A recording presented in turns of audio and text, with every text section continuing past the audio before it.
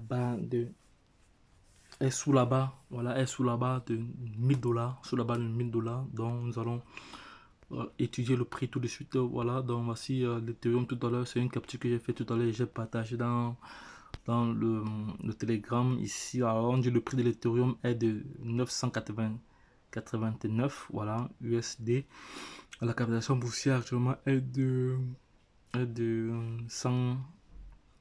119 milliards, voilà, 119 milliards. On voit très bien ici que l'offre en circulation ici est de 21 millions d'Ethereum, voilà, 21 millions d'Ethereum, 21 millions de pièces d'Ethereum, voilà.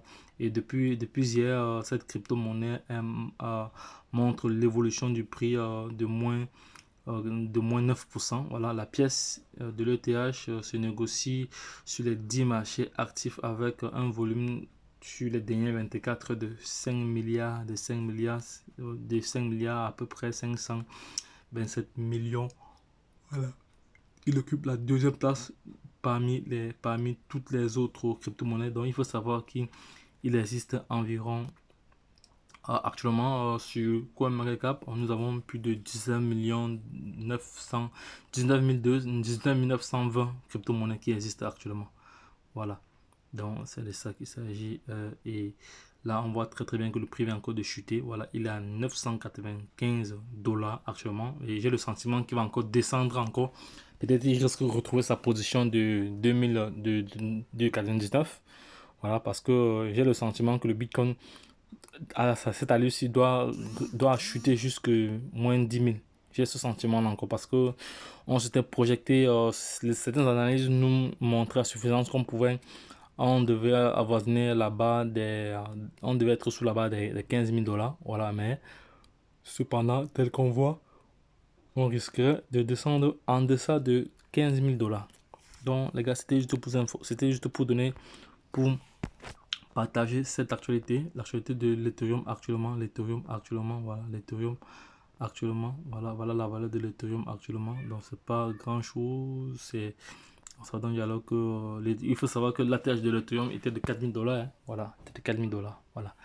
Ça donne alors que tous les marchés financiers sont en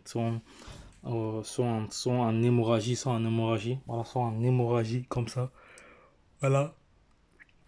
Donc, et par la même occasion ici, voilà,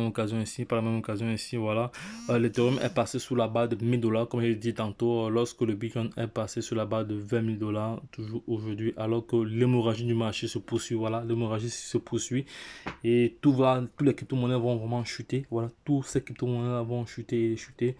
Voilà, donc les gars, lorsque je l'ai dit, c'était juste pour partager cette information avec vous, voilà, voilà, donc si vous avez des questions, n'hésitez pas, voilà. Il faut savoir que l'Ethereum est loin le réseau de blockchain le plus populaire après le Bitcoin, voilà, et héberge aujourd'hui la majorité des applications essentielles à l'écosystème des crypto-monnaies, ceux incluant les échanges décentralisés, les DEX avec le protocole de finance décentralisé, les DeFi, donc, et les jetons non fongibles NFT, les organisations autonomes, voilà, décentralisées, voilà, DAO, voilà, et une variété de jetons populaires tels que Unishiba, voilà, et sa propre crypto-monnaie native de l'Ethereum. Voilà, donc c'est la blockchain.